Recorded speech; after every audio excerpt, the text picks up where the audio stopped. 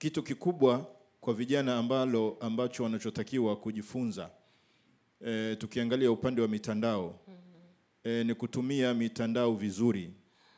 Kwa sababu mtandao, huwa ninasema kwamba simu yako ni pepo yako au ni moto wako. Yani kadri utakavyoitumia simu yako, ima itakupeleka peponi, mbinguni, au itakupeleka jahannam, motoni. Kwa hiyo inategemea simu yako unaitumia kwa maslahi gani.